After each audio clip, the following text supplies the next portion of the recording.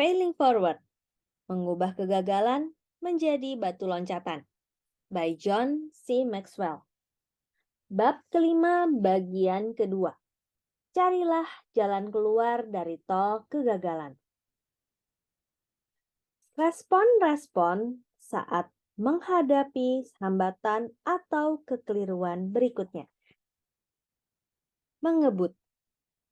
Orang-orang yang keras kepala terkadang berusaha meninggalkan masalahnya dengan cara bekerja lebih keras dan lebih cepat tanpa mengubah arah mereka. Mereka seperti orang yang berusaha memasukkan paku kotak ke dalam lubang bundar.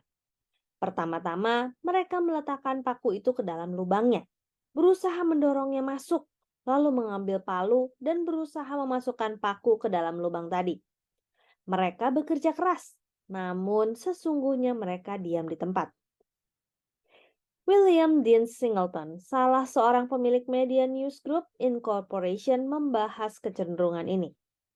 Terlalu banyak orang yang ketika membuat kekeliruan terus maju dengan keras kepala dan akhirnya mengulangi kekeliruan yang sama. Saya percaya pada moto cobalah lagi. Namun saya membacanya seperti ini. Cobalah, lalu berhenti dan berpikirlah. Lalu cobalah lagi. Ngotot. Pernahkah Anda berbicara dengan seseorang yang sembarangan berkomentar ketika bercakap-cakap dan begitu ia mengucapkannya, Anda tahu ia sadar akan kekeliruannya? Namun ketika Anda mengingatkannya, ia tidak mau mengakuinya. Apapun yang Anda katakan, ia terus saja ngotot dan berusaha membenarkan komentarnya, yang menjadikannya tampak semakin konyol. Itulah yang dilakukan orang yang suka ngotot. Jika mereka menjadikannya kebiasaan, mereka akan terperangkap dalam tol kegagalan.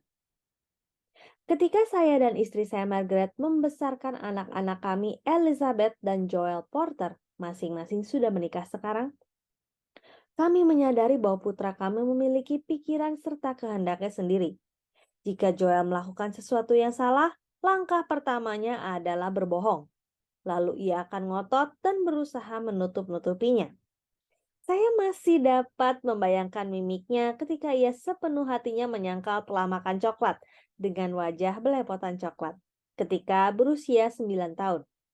Saya dan Margaret bekerja dengan sangat keras untuk membebaskannya dari kebiasaan itu. Jenderal Peyton C. March melihat, siapapun yang layak akan memegang teguh apa yang diyakininya benar. Namun, dibutuhkan orang yang sedikit lebih besar untuk langsung mengakui tanpa ragu bahwa ia keliru. Saya lega, sekarang putra saya Joel sudah dewasa, dan jika ia salah, ia mengakuinya. Itu baik, karena tak seorang pun dapat keluar dari tol kegagalan selama ia terus saja ngotot. Menyerah. Jika Anda cukup lama berada di tol kegagalan, akhirnya Anda akan memperlambat hidup Anda. Ini serupa dengan apa yang terjadi di tol antar negara bagian nomor 285 di kota asal saya di Atlanta pada jam-jam sibuk. Ketika itulah banyak orang menyerah. Ahli pengembangan diri Paul J. Meyer menyatakan, 90% dari mereka yang gagal sebenarnya belum kalah. Mereka hanya menyerah. Namun untuk mengubah kegagalan menjadi batu loncatan, Anda harus bangun. Sesungguhnya, ada satu solusi untuk menghadapi kemacetan di tol kegagalan, dan itu adalah bangun serta mencari jalan keluar. Agar dapat meninggalkan jalan kegagalan yang terus-menerus, seseorang harus terlebih dahulu mengucapkan dua kata yang paling sulit diucapkan. Saya keliru. Ia harus membuka matanya, mengakui kekeliruannya, dan menerima tanggung jawab penuh atas perbuatan serta sikapnya yang keliru itu. Setiap kegagalan yang Anda alami adalah kesempatan untuk mengambil tindakan yang benar, belajar dari kekeliruan-kekeliruan Anda, dan memulainya lagi. Ahli kepemimpinan Peter Drucker mengatakan, semakin baik seseorang, semakin banyak kekeliruan yang akan dibuatnya, karena semakin banyak hal baru yang akan dicobanya. Saya tidak akan pernah mempromosikan seseorang yang tidak membuat kekeliruan-kekeliruan, karena prestasinya pasti biasa-biasa saja. Kekeliruan sungguh menyediakan jalan menuju prestasi. Berikut ini adalah singkatan yang saya ciptakan untuk membantu saya memandang kekeliruan dengan perspektif yang benar. Mistakes atau kekeliruan adalah M. Messages, pesan, umpan balik bagi kita menyangkut kehidupan. I. Interruptions atau gangguan yang seharusnya membuat kita berpikir. S. Signpost, rambu yang mengarahkan kita ke jalan yang benar. T. Tes atau ujian yang mendorong kita ke arah kematangan. A. Awakens, kebangkitan yang membuat kita bertekun. K. Keys, kunci yang dapat kita gunakan untuk membuka pintu kesempatan berikutnya. E. Explorations atau eksplorasi yang membuat kita bisa berada di tempat yang belum pernah kita kunjungi sebelumnya. Dan S. Statements, pernyataan tentang perkembangan serta kemajuan kita.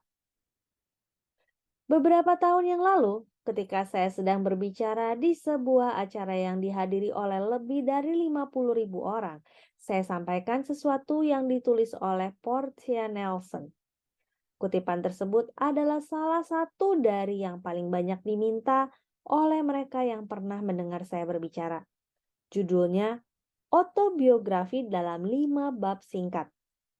Kutipan ini menggambarkan proses keluar dari tol kegagalan jauh lebih baik dari semua ilustrasi lainnya. Bab 1. Saya sedang berjalan. Ada sebuah lubang yang dalam di trotoar. Saya terperosok ke dalamnya. Saya tidak berdaya. Ini bukan salah saya. Saya membutuhkan waktu lama sekali untuk mencari jalan keluar.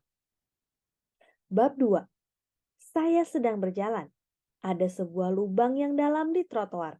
Saya pura-pura tidak melihatnya. Saya kembali terperosok ke dalamnya. Tidak saya sangka saya mengalami hal serupa, tapi ini juga bukan salah saya. Masih juga dibutuhkan waktu yang sangat lama untuk keluar dari sana. Bab 3. Saya tetap berjalan melintasi jalan yang sama.